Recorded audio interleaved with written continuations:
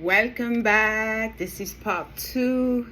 Yesterday I did the podcast episode 3, Why Do We Pray by Dr. Suhaib Hasan. Welcome to my channel, Books for Life. My name is Nia Makande. My friends call me Nia.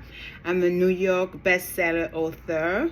My first book was published in 2021. It's on Amazon and it's called You Were Made to Be Unstoppable, a collection of unstoppable stories that will inspire you to dream bigger. So yesterday, my phone died. That's why I was not able to finish part 1. So it has become part 2, Why Do We Pray by Dr. Suhaib Hasan.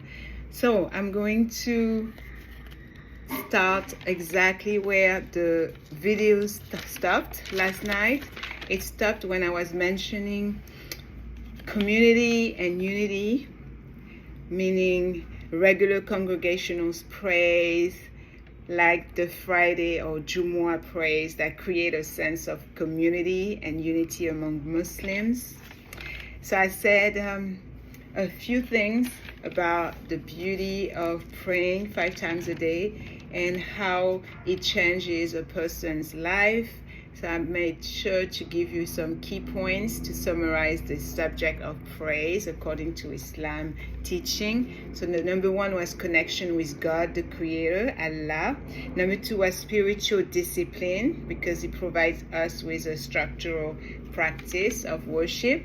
Number 3, I mentioned last night about reflection and remembrance, because it encourages us to reflect on our daily lives, our actions, behaviors, even towards one another, family members, friends, total strangers, co-workers.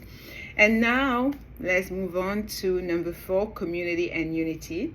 So I mentioned earlier the regular congregational praise, meaning when people gather together, get together and pray shoulder to shoulder, reciting the Quranic verses. It brings a sense of community and unity among the Muslims. Coming together as a community actually reinforces the bonds of brotherhood and of sisterhood, and that ultimately will foster love and support for one another. Number 5, moral and ethical development. The practice of prayer is not confined to mere physical actions, but includes recitation, meaning reading from memory verses of the Quran in Arabic only. This recitation encourages self-reflection, because individuals can thrive for righteousness and virtue thanks to prayer and praying together, shoulder to shoulder, standing next to each other.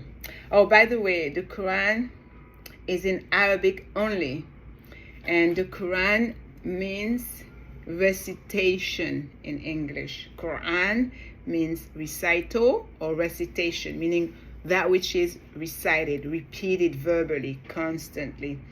Because of all these general points regarding why Muslims pray, I highly recommend you learn more about the Muslim 5 daily prayers, and also learn about the story of the best of creation. His name is Muhammad. He's the prophet of God. He's the last of all the messengers and prophets that God sent to mankind, but he is specifically sent to all humanity. The other one were sent to their particular community, their nation, their people.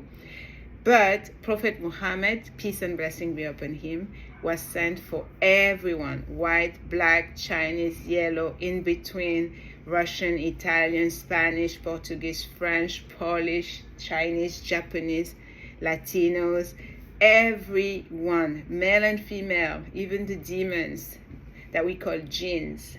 It's another creation. They were created out of smokeless fire. They exist. They are invisible to the human naked eye, but they live among us. Yes, we just don't see them in their jinn form. So Prophet Muhammad received, peace and blessing be upon him, he received the first revelation from Angel Gabriel, who was sent by God, Allah the Creator.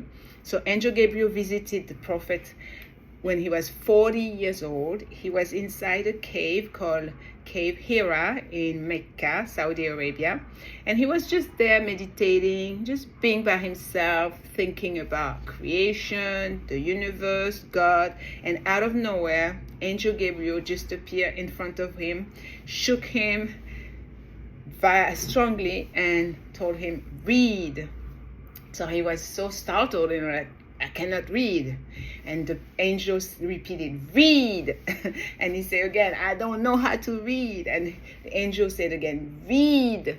And then the prophet, well, he was not prophet yet, but we call him the prophet, Muhammad, said, what shall I read? And then Angel Gabriel carried on and added more verses. And that's what we call the very first verses that were sent down by God to Prophet Muhammad through Angel Gabriel more than 1400 years ago.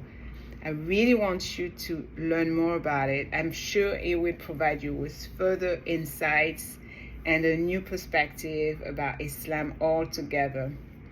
It's so beautiful. The story is absolutely amazing and mind-blowing. He was visited by the angel Gabriel. That's the same angel that came to all the prophets. Adam, Jesus, Moses, Joseph, John the Baptist, Job, Jonas, Lot, Isaac, Ishmael, all of the prophets. Can you imagine having someone as Angel Gabriel visiting you, coming, chilling with you, hanging out with you? So this is it. This was part 2, as we say, et voilà, as we say in French, et voilà, which means there you have it, the book review of Suhaib Hasan's book, Why Do We Pray? Yes, why Muslims pray 5 times a day. There you have it. It's to get closer to God, to have this amazing special connection with the Creator, to remember Him, because in our busy day, we tend to forget our priority is God, is to God. The purpose of our creation is actually to worship Him, and we worship Him in different forms, such as praying physically, such as talking to Him, such as asking Him things that we need, things that we want in our life, such as repenting to Him, asking for His forgiveness, His protection, His mercy, His blessings, and just living a beautiful life here in this planet we call Earth. So I hope you have enjoyed this part 2, Why Do We Pray podcast episode 3 of Books for Life. Remember to like, share, leave a comment if you want to. And remember, whatever you are going through, this too shall pass. You are made to be unstoppable. What doesn't kill you makes you stronger. Stay strong, stay learning, stay focused. Be unbreakable.